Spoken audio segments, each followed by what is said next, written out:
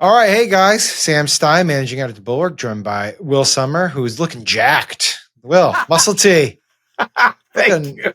Look at that muscle I T. thought we were done for the day, but this is an emergency podcast. No, emergency pod. We got a video. Yeah, it's not every day that the Senate candidate, who's the Attorney General of one of the more populous states in the country, gets I don't know, served with a divorce filing. I don't know what do you even say? Anyways, Ken Paxton's wife said she's filing for a divorce. That's what happened today. And there was this very interesting statement out from the NRSC. I want to go find it because they're going to have to walk this bad boy back at some point when Ken Paxton. Yes, and so this is the Senate Republicans campaign arm that works to get more Republicans elected to the Senate. Yes, I have more respect for our viewers than you do because I feel like they should know that. But don't worry about that. We'll put that aside. The NRSC, National Republican Senatorial Committee, says what Ken Paxton has put his family through is truly repulsive and disgusting. No one should have to endure what Angela Paxton has, and we pray for her and as she chooses to stand up for herself and her family during this difficult time. Ouch. That's kind of rare. That's crazy. It's crazy. It's a little crazy because he's going to win. Now let's back up. Ken Paxton is challenging John Cornyn, who is the incumbent senator.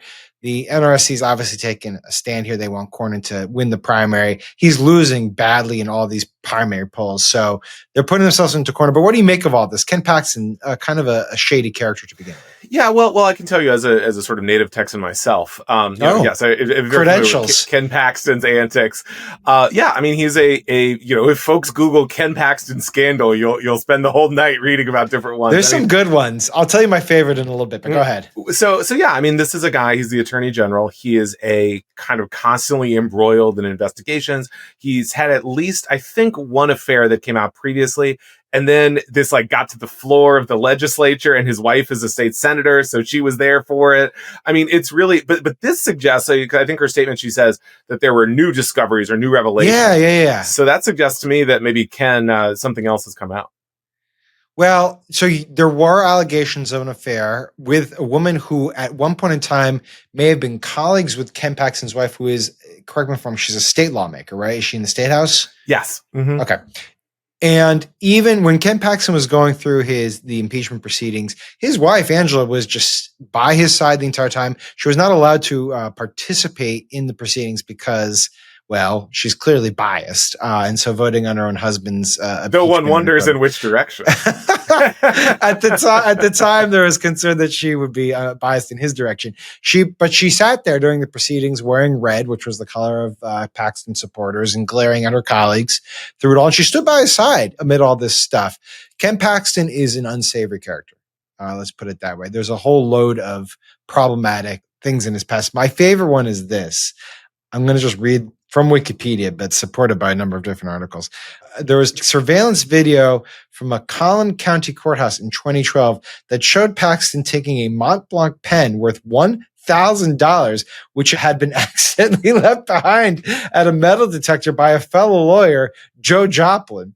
The pen was later returned, quote, when the error was realized, said a spokesman for Paxton. The surveillance video was pretty conclusive that he saw the pen, realized it was an incredibly valuable pen, and then snatched it. It was $1,000. He just took the pen and he got caught. And then he was like, oh, I didn't realize it was not my pen. No, I mean, it just goes to show you. It goes beyond kind of like typical, politician allegation corruptions. I mean, his famously a huge amount of people in his office quit and then worked as whistleblowers. And these were, otherwise Ken Paxton loyalists who were like, whoa, if I stay here, I might face an indictment, something like that. And he would always fundraise from ethically dubious characters to help fund his legal bills. He would ask for taxpayers to help support his legal bills. And yet he keeps winning. And he keeps moving up the ladder. Yes, he does. I mean, my experience with him was that he was involved with these efforts to shut down this Muslim housing development, Epic City, in Dallas. And Epic City hired his lawyer, and then he was furious about it because obviously he has a very good defense lawyer himself. Where do we think this is going to head? How does this play into the primary? God knows, but if you go by the online reaction, I'm going to pull this up. This might be a shock to you, but if you just look at the Twitter sphere and how they're reacting, because they both tweeted about the divorce. The wife put up, I think she said, what did she say? Something like, I have to do this for biblical reasons. Yes, I filed for divorce on biblical grounds. And then she says, in light of recent discoveries. Right. So if you look at, like, someone was pointing this out, if you look at the responses to her tweet about it, they're like, there are no biblical grounds for divorce. Marriage is indissoluble. Like, I mean, it's just nasty stuff directed at her. And then when Ken tweets out about it, he's like, it's a sad thing, sad chapter in our lives, but I wish her the best. It's like all of them is like prayer emojis. Sending you our prayers with love. Ken, we love you. And I forget what the quote was. Maybe you remember who had the famous quote, but it's like, in these Republican primaries, like, you just got to be the crazy son of the bitch in the room. And do you remember who the quote was? I've never heard that before, but it's good advice. It's good in Tom Massey, honestly, but I'll have to double check it. But anyways, I feel like that's just the case here. It's like being the craziest son of the bitch in the room is what gets you to victory in this primary. And Ken Paxton's like proof point of it. Well, one thing I thought is interesting here. I mean, her post is obviously very heavily implying an affair or some other sordid thing to come out. Right. Like, what did she discover that wasn't already known? Like, well, I don't know. I need to know this. Like, I think we knew a lot. I suspect it'll come out, right? Like, this is going to be a very nasty primary. And then his post is saying, he says, the libs have been at it again. After so many slings and arrows, my marriage has suffered. We had to break up because of, rude tweets or whatever. And this probably is why I can never do politics in my life. But, like, at one point, don't you, like, do you ever, like, say, no, maybe I shouldn't, spin this one? Like, this is too much. Like, this is too personal. Like John Cornyn. How close is he to saying, like, oh, the deep state is, like, involved in this shit? Like, I mean, we're like one step away from that, right? I mean, I suspect. I mean, in all seriousness, I mean, if Angela Paxton keeps talking about it, I'm sure there's a smear campaign that's gonna whir up. Well, the Democrats are kind of excited about Texas this year. Our colleague Lauren Egan was reporting that there's, like, newfound optimism that this is one of those seats where they need to flip a couple of Republicans that, if Paxton were to emerge from the primary, that it would put this in play. Colin Allred, who ran against Ted Cruz and came relatively close, is running again this cycle. It's going to be a more favorable cycle this time around.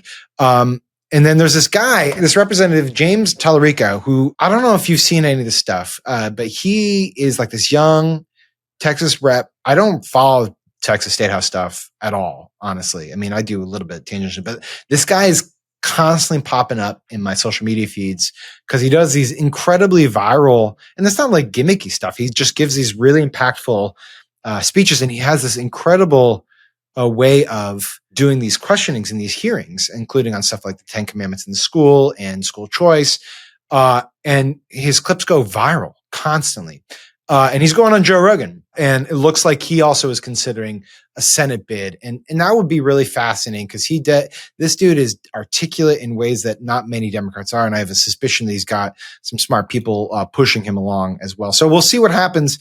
I'm never one to consider that a Democrat will actually pull it off in Texas. It's been a while, but you would know this. You know the state a little bit better than I do. Is it possible? I mean, I think, as you said, we've heard this song a lot. All the time. It's extremely unlikely.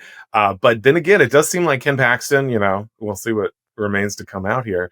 But I mean, he's ahead of John Cornyn by like 15 points. A lot. Jeez, yeah. Well, there's the dossier on Ken Paxton is incredible. I would encourage people if they're kind of interested in it.